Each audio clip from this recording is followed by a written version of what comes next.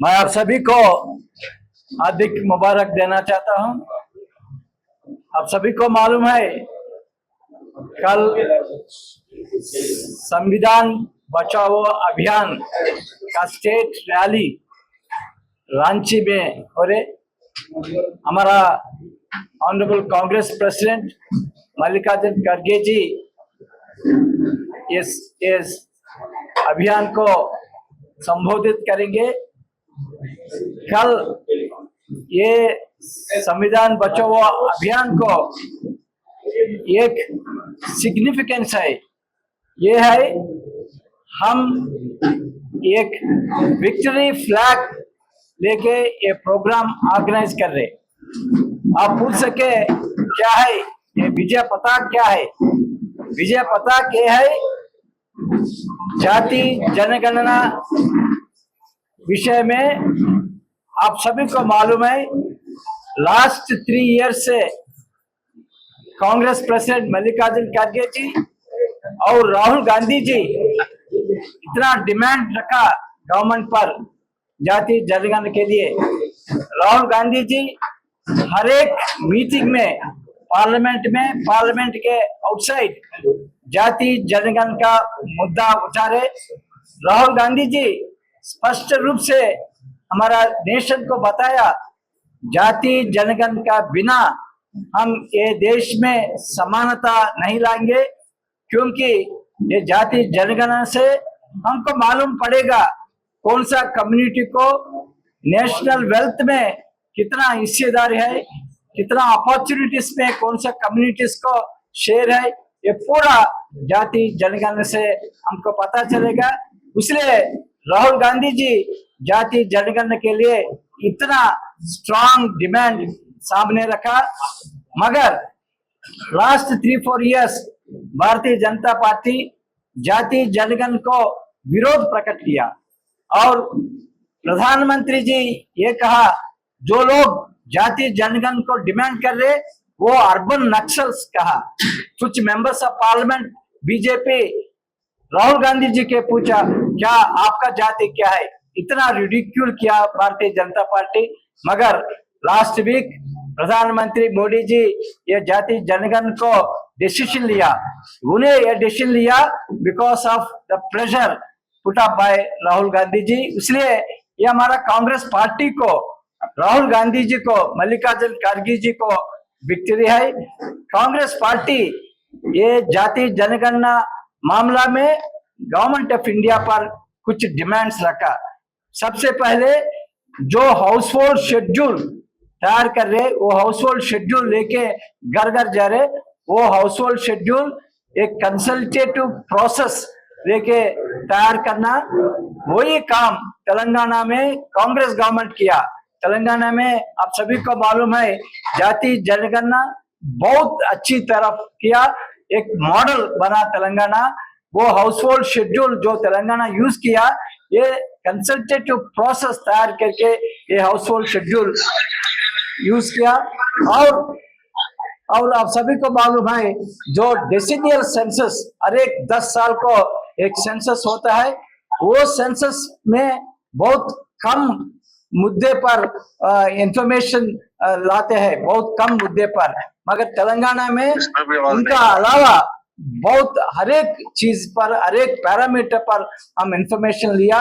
इसलिए तेलंगाना का जाति जनगणना एक मॉडल, इसलिए Congress party government of India पर यह डिमांड रखे तेलंगाना मॉडल आप फॉलो करिए, कंसल्टेटिव प्रोसेस फॉलो करके ये हाउस होल्ड शेड्यूल तैयार करिए और टाइम लाइन भी बता दीजिए।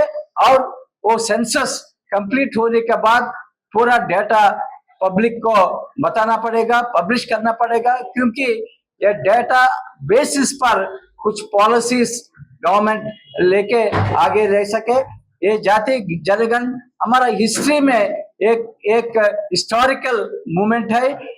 SC ST OBC कम्युनिटीज आगे बढ़ने के लिए, ये समाज में समानता लाने के लिए ये जाति जनगणना बहुत यूजफुल होगा। इसी मूवमेंट में राहुल गांधी जी इतना रिलेंटलेस बैटल किया, राहुल गांधी जी का विक्ट्री है। ये हम कल मीटिंग में ये हम मनाएंगे। और आप सभी को मालूम है पूरा देश में संविधान बचाओ अभियान हर एक स्टेट में हर एक जिले में हम ऑर्गेनाइज कर रहे, कल रांची में ऑर्गेनाइज कर रहे और नेक्स्ट 1 वीक में हर एक डिस्ट्रिक्ट में संविधान बचाओ अभियान हम ऑर्गेनाइज करेंगे। ये अभियान में कांग्रेस पार्टी 3 मांगे पर फोकस करेंगे। सबसे पहले जो 50% सीलिंग है रिजर्वेशंस पर, जो 50% सीलिंग है वो सीलिंग निकालने के लिए हम डिमांड रखेंगे। पब्लिक को भी बताएंगे क्यों वो 50% रिजर्वेशन पर वो सीलिंग निकालना पड़ेगा। कांग्रेस वर्किंग कमेटी वो सीलिंग निकालने के लिए वो रिजोल्यूशन पास किया। कांग्रेस अधिवेशन अहमदाबाद में जो अधिवेशन हुआ उधर भी हम वो रिजोल्यूशन पास किया। वो 50% जो सीलिंग है वो आर्बिट्री सीलिंग सुप्रीम कोर्ट ने रखा, वो सीलिंग लिफ्ट करना पड़ेगा ताकि पॉपुलेशन बेसिस पर रिजर्वेशन बढ़ाने के लिए ये उपयोग करेगा। और दूसरा मोस्ट इंपॉर्टेंट ये है लास्ट 11 इयर्स में नेशनल बजट में शेड्यूल कास्ट शेड्यूल ट्राइब्स को budget allocations year after year coming down, इसलिए कांग्रेस पार्टी का डिमांड है एससी पॉपुलेशन आधारित और आदिवासी का पॉपुलेशन बेसिस पर बजट में फंड ईयरमार्क करना। इसी के लिए एक सेंट्रल लेजिस्लेशन लाना पड़ेगा। ऐसा legislation Congress governments in Andhra Pradesh, Karnataka और राजस्थान लिया। बजट में SC ST population proportionate budget SC ST development के लिए ईयरमार्क होना पड़ेगा।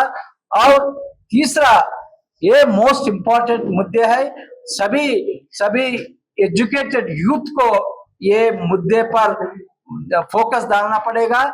आप सभी को मालूम है लास्ट 10-12 इयर्स में प्राइवेट एजुकेशन इंस्टीट्यूशंस का नंबर इंक्रीजिंग हो रहे, प्राइवेट यूनिवर्सिटीज आ रहे, मगर वो प्राइवेट एजुकेशन इंस्टीट्यूशंस में अभी तक एससी एसटी ओबीसी को रिजर्वेशन नहीं आई।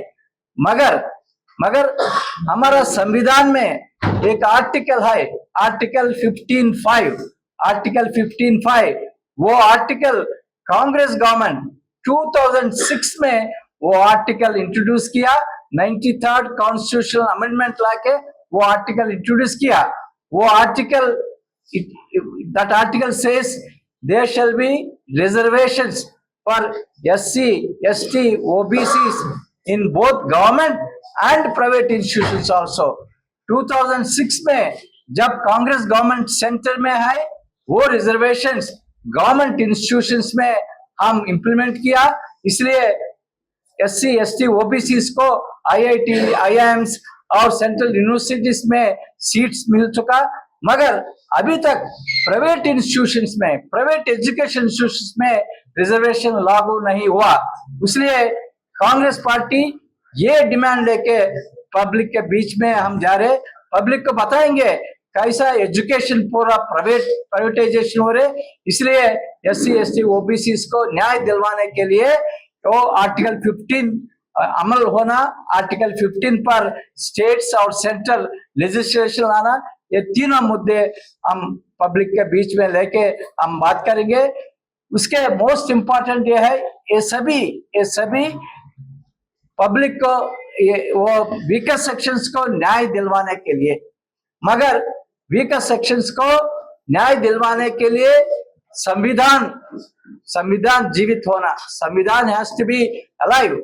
मगर लास्ट 10 ईयर्स से भारतीय जनता पार्टी और आरएसएस हमारा संविधान खत्म करने के लिए कोशिश कर रहे, इसलिए हमारा कांग्रेस पार्टी संविधान को बचाने के लिए ये अभियान पूरा हर एक डिस्ट्रिक्ट, हर एक असेंबली कॉन्स्टिट्यूंसी में हम ऑर्गेनाइज करेंगे और इससे साथ साथ कास्ट सेंसस के बारे में भी बात करेंगे। हमारा विक्ट्री क्लेम करने के लिए भी हम बात करेंगे। धन्यवाद। पहले तमाम लीडर्स की ओर से हम लोग राहुल जी को धन्यवाद देना चाहते हैं, क्योंकि जातिगत जनगणना की जो बात है उस बात के चैंपियन इस देश में राहुल जी पिछले 2-3 सालों से हैं और लगातार संविधान सम्मेलन के माध्यम से लगातार अपने भाषणों के माध्यम से, अपने इंटरव्यूज के माध्यम से वो ये कहते आए हैं कि उनके जीवन का मिशन अब यही है कि इस देश के अंदर जो SC ST OBC के लोग हैं, जो विकास की दौड़ में पीछे रह गए, उनको बराबरी में लाना और उसके लिए जातिगत जनगणना कराना उनकी जिंदगी का मिशन है, उनकी पॉलिटिक्स का ये एक ऑब्जेक्टिव है। ये जो लड़ाई शुरू हुई, ये अंतिम फेज में जब सोनिया गांधी जी हमारी कांग्रेस की अध्यक्ष थी और 2021 में उदयपुर के अंदर हमारा चिंतन शिविर हुआ, तब ये पहली बार पूरे जोर के साथ ये फैसला किया गया कि कांग्रेस पार्टी अब जातिगत जनगणना के लिए डिसाइसिव लड़ाई, हमारे प्रस्ताव में लिखा गया था कि निर्णायक लड़ाई के लिए अब कांग्रेस पार्टी तैयार है।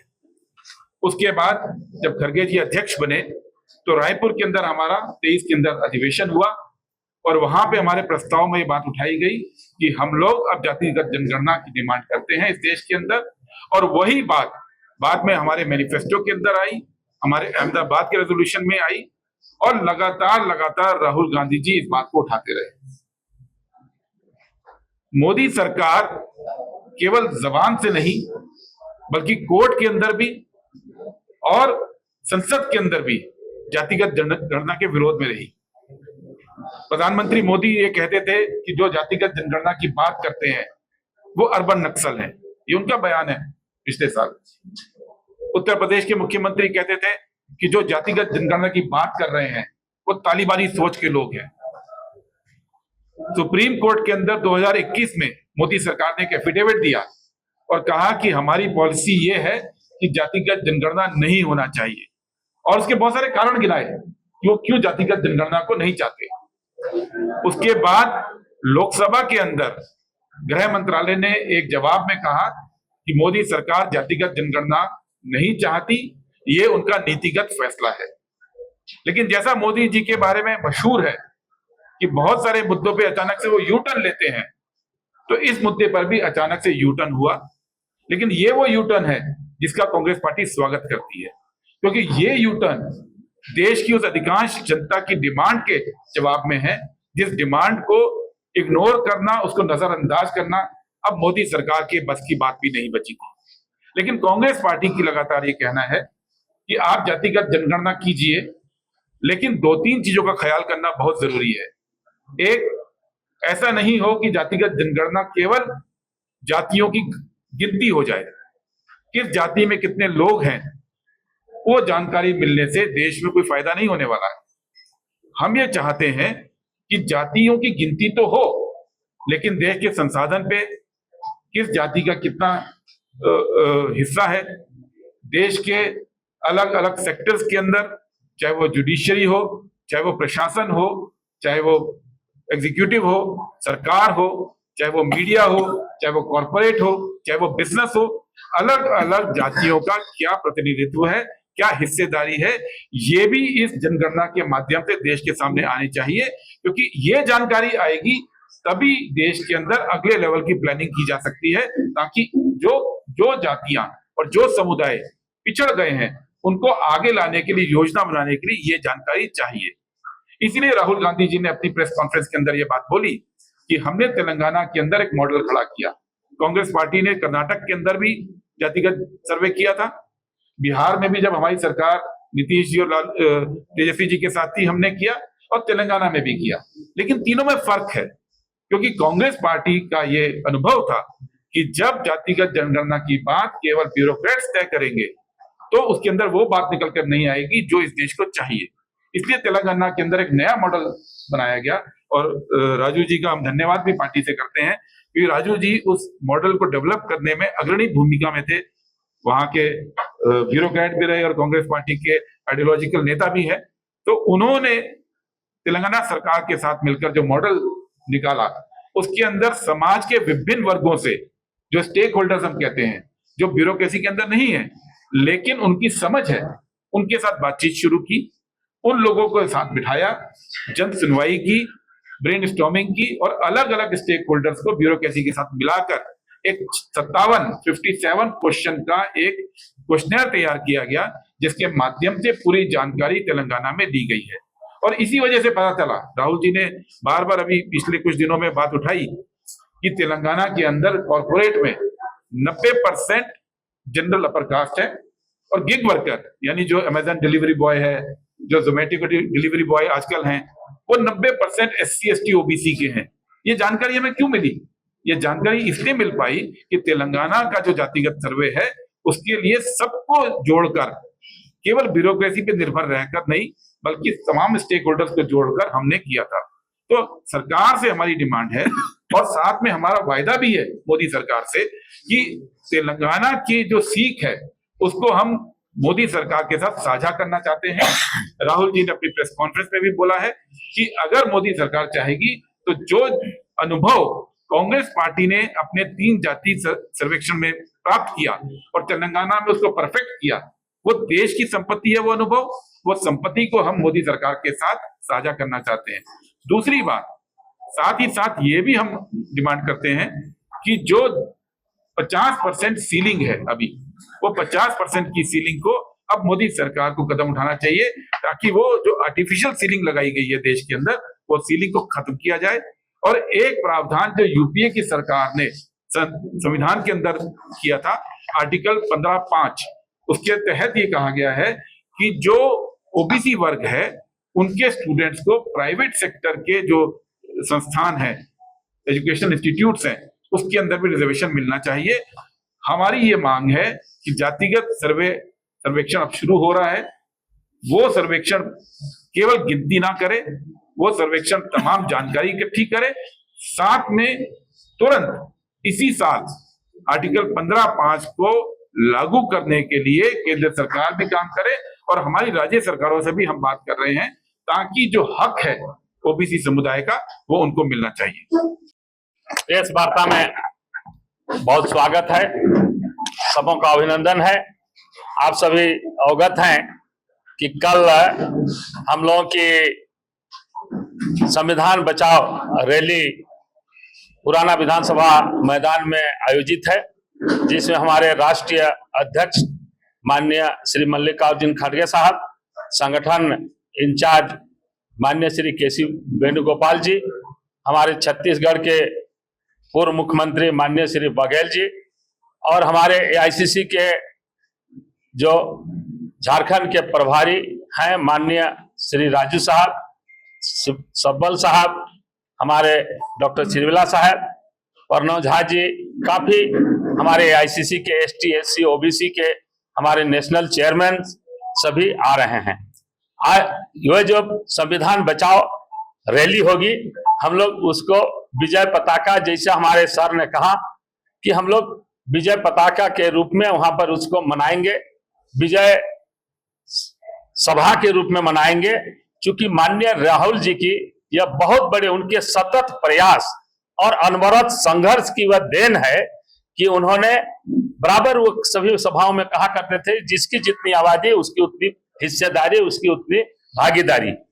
जो लोग कल तक भाजपा के लोग, RSS के लोग हमारे जातीय जनगणना का विरोध करते थे, उन लोगों को माननीय राहुल जी के, कांग्रेस पार्टी के और हमारे माननीय खड़गे साहब ने अप्रैल 2023 को जो प्रधानमंत्री को पत्र लिखा था ये जातीय जनगणना के संबंध में, यह कॉन्टिन्यूअस हमारी सभी सभाओं में, हमारे प्रखंड स्तर से लेकर हमारे जिला और हमारे प्रदेश स्तर से लेकर AICC स्तर तक यह मांग उठते रही। बाध्य होके केंद्रीय सरकार को मानना पड़ा और ये हम लोगों के माननीय नेता राहुल जी के अटूट संघर्ष का और एक समतामूलक समाज के निर्माण का एक बहुत ही सराहनीय कदम है। हम लोग उन्हें बहुत बहुत माननीय नेता राहुल जी और खड़गे साहब को बधाई देते हैं, उनका धन्यवाद करते हैं, उनकी दूरदृष्टि का।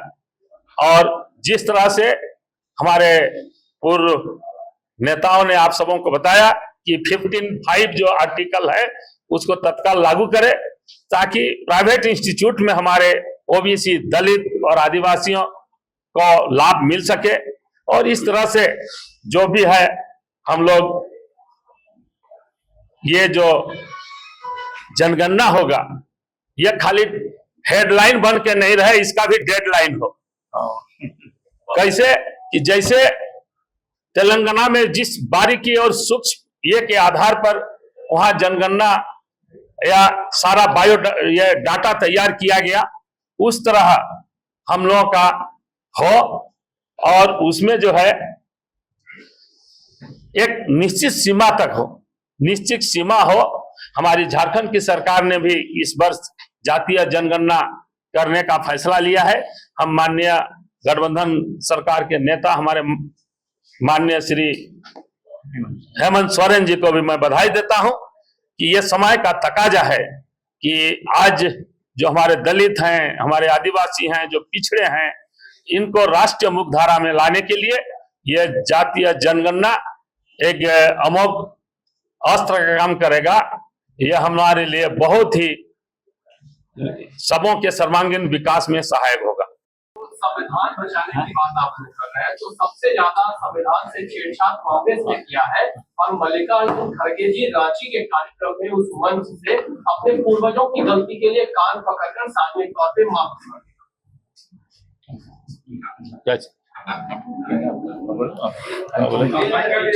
देखिए, भारतीय जनता पार्टी को लोगों को गुमराह करने की बड़ी महारत हासिल है। कांग्रेस ने संविधान के अंदर संशोधन वक्त में किए, क्योंकि भारत का संविधान दुनिया का सबसे बड़ा लिखित संविधान है और संविधान बनाते हुए संविधान निर्माताओं की, बाबा साहब अंबेडकर की, जवाहरलाल नेहरू जी की, डॉक्टर राजेंद्र प्रसाद जी जो उस समय अध्यक्ष थे सभा के, उन सब का बिल्कुल साफ ये कहना था कि भारत का संविधान में बेसिक स्ट्रक्चर को छोड़कर वक्त के हिसाब से हम चेंजेस कर सकते हैं। बेसिक स्ट्रक्चर क्या है? बेसिक स्ट्रक्चर है कि हम एक लोकतंत्र हैं, हम एक सेकुलर देश हैं, ये हम एक रिपब्लिक देश हैं और हमारे यहाँ हर व्यक्ति को बराबरी की आजादी होगी, उनके मौलिक अधिकार होंगे, गरीब तबके को, वंचित तबके को स्पेशल अधिकार होंगे। ये हमारा स्ट्रक्चर है। इसको छोड़कर अलग अलग वक्त के अंदर संविधान संशोधन करना संविधान सभा की मूल भावना के अनुसार है। और भारतीय जनता पार्टी की भी जब जब सरकार आई, अलग अलग विषयों पे उन्होंने भी संविधान संशोधन किए। हमारी जो बीजेपी के साथ आज हमारी शिकायत है कि वो संविधान की मूल भावना के साथ खिलवाड़ करते हैं। भारतीय जनता पार्टी का कोई नेता खड़ा होकर ये नहीं कह सकता है कि वो इस देश के अंदर सबको बराबर मानते हैं। गली मोहल्ले के अंदर, उनके नेताओं के भाषण के अंदर लगातार ये बात होती है कि वो विभाजन करना चाहते हैं। भारत के नागरिकों का अलग अलग पहचान के आधार पे वो अलग अलग उनके मूल अधिकारों की बात करते हैं। ये होता है संविधान की भावना के साथ छेड़छाड़ करना। वो लोग पूरी संस्थाओं को, जो संस्थाएं भारत में कांग्रेस की शासन के दौरान बनी 5 दशकों के अंदर, उसको, संस्थाओं की इंडिपेंडेंस को, उनकी स्वाधीनता को भारतीय जनता पार्टी की सरकारों ने खत्म किया है। वो संविधान की मूल भावना के खिलाफ है। संविधान के अंदर संशोधन करना, वो तो संविधान के जो लिखने वाले हमारे फाउंडिंग फादर्स थे, उन्होंने उसका प्रावधान रखा था। भारत राष्ट्र जैसे जैसे आगे बढ़ेगा, स्थितियां आएंगी, शर्त यह है कि मूल कैरेक्टर, बेसिक स्ट्रक्चर संविधान का नहीं बदलना चाहिए, जिसके बारे में बीजेपी के लोग अलग अलग समय में कोशिश करते आए। जब वाजपेयी जी प्रधानमंत्री थे, बाकायदा उन्होंने एक कमीशन तक बना दिया था रिव्यू के लिए, संविधान रिव्यू के लिए, और देश शुक्रगुजार है उस समय के राष्ट्रपति जी KR नारायणन साहब, जिन्होंने ये कहा था कि मैंने शपथ ली है संविधान की रक्षा करने के लिए, इसलिए मेरे रहते संविधान की मूल भावना को कोई रिव्यू नहीं कर सकता है। ये भारतीय जनता पार्टी का इतिहास है। RSS के अलग अलग वक्त में अलग अलग उनके लोगों ने लेख लिखे हैं कि भारत का संविधान बदलना चाहिए, क्योंकि वो मनु की भावना के अनुसार नहीं है। ये उनकी मूल भावना है। कांग्रेस पार्टी ने संविधान दिया है और कांग्रेस पार्टी संविधान की न केवल रक्षा करेगी, बल्कि गली मोहल्लों में जाकर, शहर शहर में जाकर हम लोग उसकी रक्षा के लिए लड़ाई भी करेंगे। संविधान कॉन्स्टिट्यूशन अमेंडमेंट के बारे में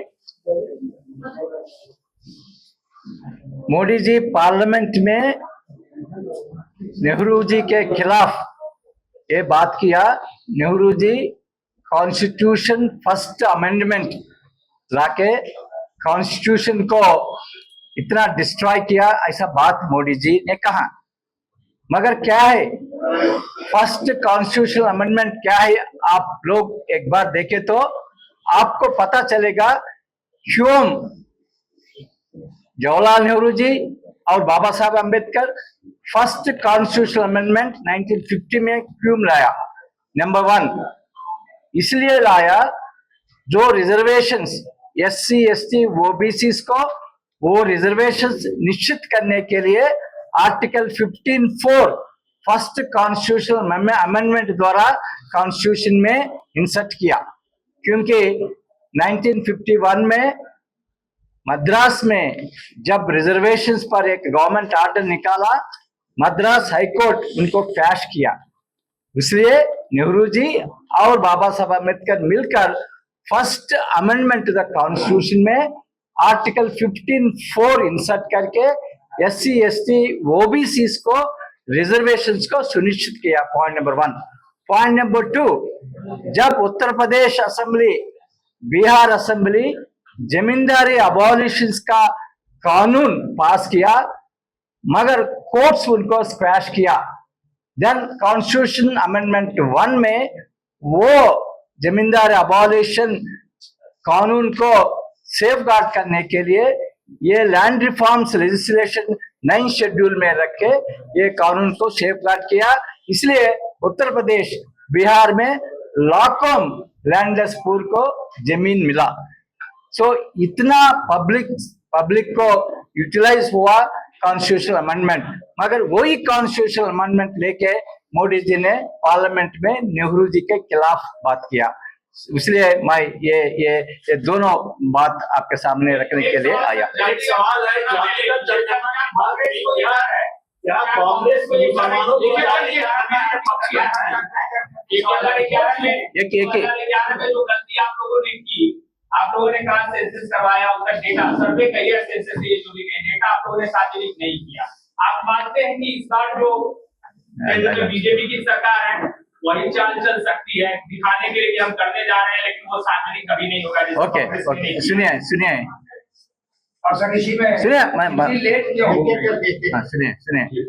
और एक बात आप सभी को याद दिलवाना चाहते हैं, हमारा देश में आफ्टर 80 इयर्स पहली बार OBC को एन्यूमरेशन हमारा कांग्रेस पार्टी 2011 में सोशो इकोनॉमिक कास्ट सेंसस शुरू करके किया 2011 में। Till then OBCs were never enumerated. First time OBCs were enumerated in the socio-economic caste census. Magar after Congress party lost power, that socio-economic caste census was completed in 2016. मगर BJP उनको अभी तक publish नहीं किया।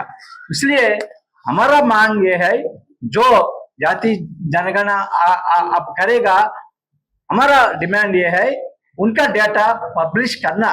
जो social economic caste census को पूरा वो डेटा छुपाया, ऐसा नहीं होना, इसलिए हम ये डिमांड कर रहे हैं।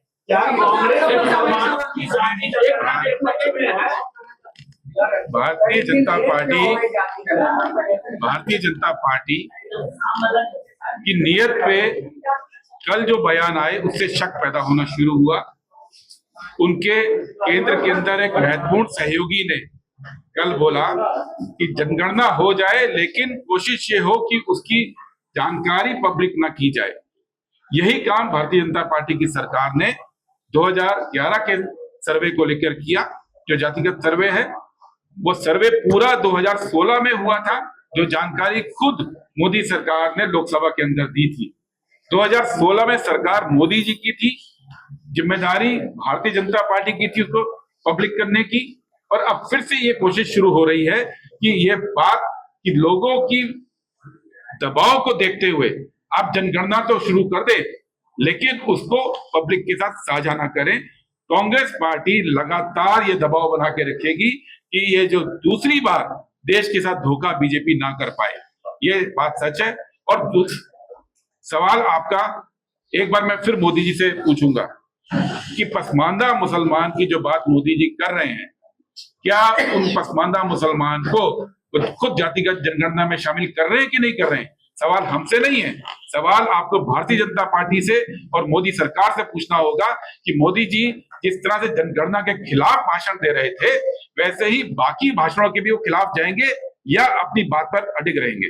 अगर खबर पसंद आए तो आप QR स्कैन कर दें हमारा साथ। आपका एक छोटा आर्थिक सहयोग है हमारा बड़ा हौसला।